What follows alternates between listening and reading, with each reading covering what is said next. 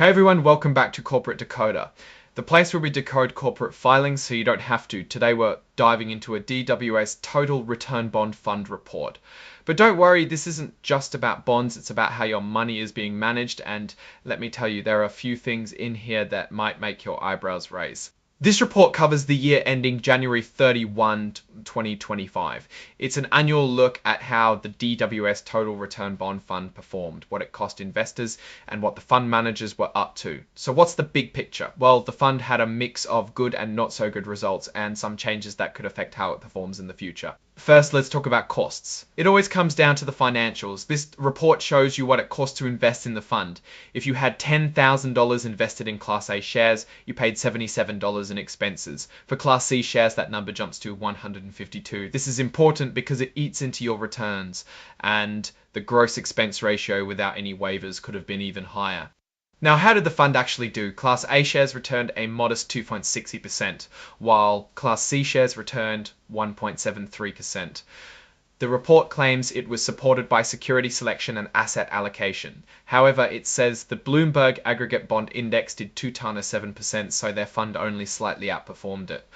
These returns reflect an improving credit market in parts of the sector. Now, this is where it gets a little interesting. In the chart showing growth of $10,000, it seems that the performance on the investor side is not as high as the index. This highlights that the fund sometimes does worse than if an investor simply tracked the market by themselves. It appears that investors got a mixed bag over the last decade.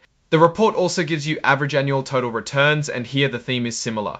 For Class A shares, the one-year return was 2.60%, but the five-year return drops to negative 0.45%, and Class C is even worse at negative 1.19%. Keep in mind, past performance doesn't predict future success. What about changes that could impact future performance? The investment management agreement was amended and management fees were reduced. That's good news. Now let's get into the asset allocation. Where did the fund put its money? It's mostly in corporate bonds, government bonds, and mortgage-backed securities. Looking at the credit quality, most of the fund's assets are rated AAA, the highest rating. So the fund is heavily invested in more stable assets. There was also a change with the investment advisor where they agreed to reduce their annual management fee. It's a small reduction of 0.005% at each contractual breakpoint. Basically, they charge a slightly smaller fee for managing the money. Okay, let's talk about the fees paid to the auditors, Ernst & Young.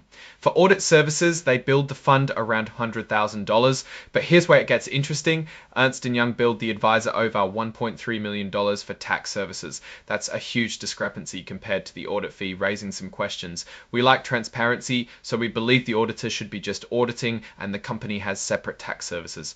Moving on, the fund does have a code of ethics in place, which is good, as it ensures ethical and lawful conduct. Also, the audit committee has financial experts to oversee the financial reporting, always good. This report uses credit ratings from Moody's, Fitch, and S&P. That's supposed to give you an idea of the riskiness of the bonds they hold. The total advisory fees paid was $7,115,655, something for investors to keep in mind. To what's the real story here? Well, the DWS Total Return Bond Fund had a year of mixed performance and change. The returns were not great, and the high cost of certain shares need to be seriously considered before purchase. The slight reduction of management fee and the high safety rating of their bond selections are positives, but the enormous fees that go to others like external tax service is an obvious red flag. For regular investors, this may not be the best bond investment. Proceed with caution and do your own research before making any decisions.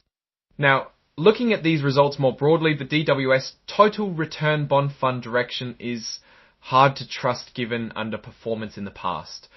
The strength of this investment is very low, but the weaknesses are not as low. There are better ways to spend your money right now. Thanks for watching. If you found this helpful, make sure you like this video, comment below and subscribe for more insightful content. See you next time.